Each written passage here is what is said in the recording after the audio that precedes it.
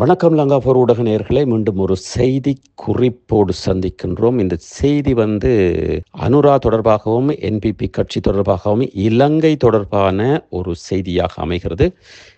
இந்த செய்தியாவது அனுராவுடைய கட்சி அமோக வெற்றியை பெற்று மக்களினால் ஆசீர்வதிக்கப்பட்டு அங்கீகரிக்கப்பட்டு அரியணையில் ஏற்றப்பட்டிருக்கிறது. அவர்கள் கூறிய ஒவ்வொரு உத்தரவாதங்களையும் ஒவ்வொரு உறுதிமொழிகளையும் சிறிதாக சிறிதாக செயற்படுத்தி கொண்டு வருகிறார்கள். அதே வேளையிலே அடுத்தபுறமாக எதிர்க்கட்சியாலும் அனுராவின் கட்சிக்கு எதிராக இருக்கின்ற கட்சிகள், அனுராவிற்கு எதிராக வாக்களித்தவர்களுடைய சர்ச்சையான பேச்சு ஒன்று அடிபடுகிறது. அதாவது அனுராவினுடைய கட்சி இலங்கையை ஆளத் தொடங்கியதன் பிற்பாடு பொருளாதாரத்தில் பல வீழ்ச்சி அடைந்திருக்கிறது. பொருளாதாரத்தில் பல வீழ்ச்சி கண்டிருக்கிறது இலங்கை என்று கூறப்படுகிறது. அதே வேளையிலே நாங்கள் மறுபுறம் பார்க்கின்ற பொழுது அலுவலக ஊழல்கள், போதை ஒழிப்பு, ஒற்றுமை மற்றும் மத இணக்கங்கள், புத்தவிகாரி அமைப்பு, இப்படி பல விடயங்களில் காணி விடுவிப்பு, இப்படியான பல விடயங்களில் முன்னேற்றத்தை கண்டிருக்கிறார்கள் என்று நாங்கள் ஒரு புறத்திலே, அதாவது வெறும் எதிர்மறைகள், அதை நெகட்டிவை நாங்கள் எடுத்து பார்க்காமல் பாசிட்டிவாக இருக்கின்ற விடயங்களையும் எடுத்து பார்க்கின்ற பொழுது அவர்கள் சென்று கொண்டிருக்கின்ற பாதை சரியான பாதையாக இருப்பதாக எமக்கு தென்படுகிறது.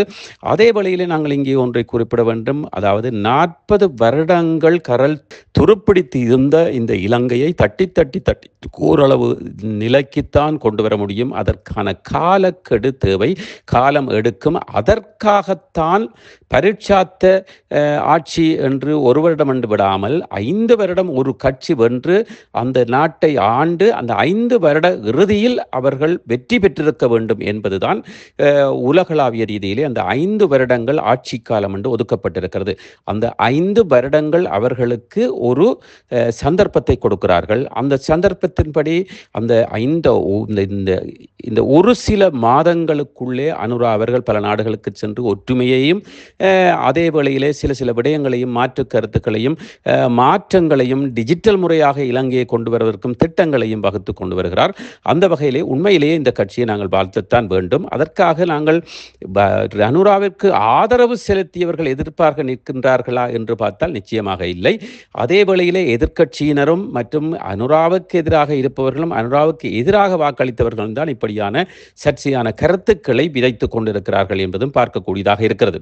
அந்த வகையிலே அதைவிட நாங்கள் இப்பொழுது பார்க்கின்ற பொழுது அனுராவினுடைய ஆட்சி வந்ததன் பிற்பாடு தமிழ் அரசியல்வாதிகளாக இருக்கட்டும், சிங்கள அரசியல்வாதிகளாக இருக்கட்டும், முஸ்லீம் அரசியல்வாதிகளாக இருக்கட்டும், இவர்களுக்குள் ஒரு பீதியை ஏற்படுத்தி இருக்கிறது. லஞ்சம், ஊழல், இப்படியான துஷ்பிரயோகம், பதவியை துஷ்பிரயோகம் செய்பவர்கள் பய பீதியோடு இருப்பதை நாங்கள் பார்க்கக்கூடியதாக இருக்கிறது. மற்றும் மதத்துவேசம், இனத்துவேசம் பேசுகின்ற பிக்குமாராக இருக்கட்டும், மௌலோகிலாக இருக்கட்டும், சாமிமாராக இருக்கட்டும், ஐயர்மாராக இருக்கட்டும், யாராக இருந்தாலும் அனைவரும் இப்பொழுது முன்பை விட அடக்கி வாசிப்பது போல தெரிகிறது. அதேவேளை இதற்கு நிச்சயமாக இந்த அனுராவுடைய கட்சிதான் காரணம் மற்றும் மக்கள் ஒற்றுமை சற்று பலமோங்கி இருக்கிறது.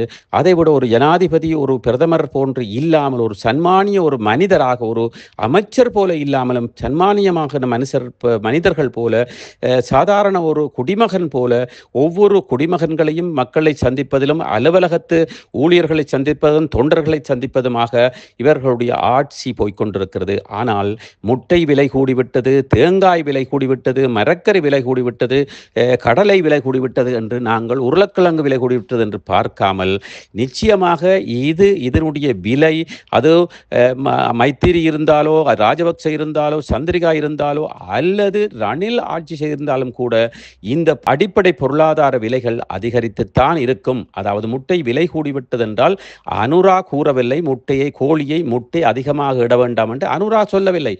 அதை அவர் தடுக்கவில்லை, இறக்குமதியை தடுக்கவில்லை, ஏற்றுமதியை தடுக்கவில்லை, அவர் நுகர்வோர் அளவை அதிகரிக்கவில்லை. இப்படி இருக்கின்ற பொழுது முட்டை விலை கூடியதற்கும் இந்த தேங்காய் விலை கூடியதற்கும் இந்த அரசு பொறுப்பல்ல. அது எந்த ஆட்சி இருந்தாலும் அந்த உற்பத்தி நுகர்வோர் உற்பத்தி, இதை பொறுத்துத்தான் அதனுடைய தட்டுப்பாடுகளும் அதனுடைய தேவைப்பாடுகளும் தட்டுப்பாடுகளும் அல்லது அதிகரிப்பும் விலை மலிவும் விலை அதிகமும் இருக்குமே தவிர நிச்சயமாக இதை பொறுத்து அவர்களிடத்தில் நாங்கள் பேசுவது, அவர்களை குற்றம் சொல்வது எந்த விதத்திலும் நியாயம் இல்லை என்று இந்த லங்காபூர் ஊடகம் கருதுகிறது. அதே வேளையிலே இந்த பொருளாதாரமா அல்லது இந்த ஆட்சி மற்றும் 30,000 பட்டதாரிகளுக்கு வேலை கொடுக்கப் போவதாக கூறியிருக்கிறார்களே தவிர அதனுடைய வேலை வெற்றிடங்களை எடுத்து அதற்கான ஏற்பாடுகளை செய்து அதை சட்டப்படி சரியான முறையின்படிதான் அணுக முடியுமே தவிர உடனடியாக அதனை நிவர்த்தி செய்ய முடியாது. அதே போல பல திட்டங்களை இனமத மொழி பேதம் பார்க்காமல் அனுர அரசு நகர்ந்து கொண்டு போவதை நாங்கள் வாழ்த்தத்தான் வேண்டும். முடிந்தவரை இந்த அரசை மேலே கொண்டு வருவதற்கு ஊடகங்கள் மாத்திரமல்ல, மற்றும் எதிர்க்கட்சியாக இருக்கட்டும், எதிரானவர்களாக வாக்களித்தவர்களாக இருக்கட்டும், அனைவரும் அவர்களுடைய ஆதரவாளர்களாக இருக்கட்டும், அனைவரும் இணைந்து இந்த இலங்கை என்ற ஊடகத்தை நடுக்கடலிலே விட்டு தாழ்க்காமல் தொடர்ந்து கரை சேர்வதற்கு உதவி புரிய வேண்டும் என்று லங்காபூர் ஊடகம் கேட்டுக்கொள்கிறது. இப்படியான செய்திகளை கேட்பதற்கும் பார்ப்பதற்கும் லங்காபூர் ஊடகத்தை சப்ஸ்கிரைப் செய்து கொள்ளுங்கள். யூடியூப் சேனலை பெல் பட்டனை அழுத்துங்கள், உடனடியாக உங்களுக்கு செய்தி கிடைக்கும். அத்தோடு எமது முகநூல் பக்கத்தையும் லைக் செய்ய மறக்காதீர்கள். தொடர்ந்து இணைந்திருங்கள். லங்காபூர் ஊடகம். இச்செய்திகளுக்கு பிரதான அனுசரணை செல்வாசோக் இமோபிலியன், சுவிஸ் நாட்டில் முன்னணி நிறுவனம். தொடர்புகளுக்கு 07951464428. வீடு வாங்க, வீடு கட்ட, வீடு திருத்த மற்றும் வீட்டுக்கடன். Your future our vision. இது போன்ற மேலும் பல முக்கிய சுவாரஸ்யமான செய்திகளை அறிந்து கொள்ள லங்காபூர் யூடியூப் சேனலை சப்ஸ்கிரைப் பண்ணுங்கள். எமது செய்திகள் உடனடியாக கிடைக்க பெல் பட்டனை அழுத்துங்கள். அத்தோடு எமது செய்திகளை மற்றவர்களும் பார்வையிட ஷேர் செய்யுங்கள். நன்றி.